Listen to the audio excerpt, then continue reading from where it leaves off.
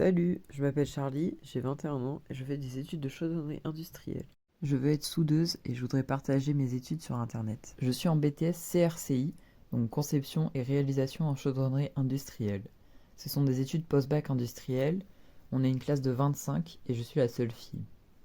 Ce sont des études manuelles d'une durée de 2 ans, où chaque semaine on a 10 heures de matière générale pour 22 heures de matière professionnelle, dont 6 heures d'atelier.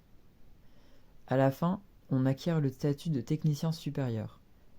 Après le BTS, on peut faire une licence pro, donc ce qui revient à faire un bac plus 3, ou une école d'ingénieur. Qu'est-ce que la chaudronnerie? Concrètement, c'est le travail des métaux. Acier, inox, alu, on travaille la matière avec des machines et des outils. Je souhaite faire ce compte afin de parler de la chaudronnerie, mais aussi pour attirer du monde dans ces BTS et dans ces milieux. Ce sont des milieux très masculins. La preuve, pour 25 élèves, il y a 24 garçons et une seule fille. Mais avec de la sensibilisation et surtout du partage, je suis sûr qu'on peut changer les choses. J'ai décidé de suivre cette voie à 21 ans, donc loin après mon bac, que j'ai passé quand j'avais 18 ans. En fait, j'ai d'abord suivi une classe préparatoire que j'ai arrêtée pour me consacrer à des études manuelles, car le théorique, c'était bien, mais j'avais vraiment besoin de faire quelque chose de mes mains.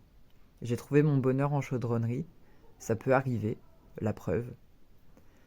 La diversité du milieu et surtout l'implication donnée par les chaudronniers et les élèves est telle qu'en fait ça occupe mon temps et mes mains d'une manière créatrice et ça rejoint mon côté artistique que j'ai toujours eu en fait. Chaudronnier, c'est un métier très technique mais c'est aussi un métier de passion. C'est la passion que j'ai trouvée, que j'ai choisie et qui m'apporte beaucoup de bonheur au quotidien. J'ai toujours été très artistique dans ma vie personnelle et j'ai trouvé vraiment dans la soudure en particulier de l'art en fait. C'est très technique et il y a différentes manières de souder et les rendus sont très différents à chaque fois.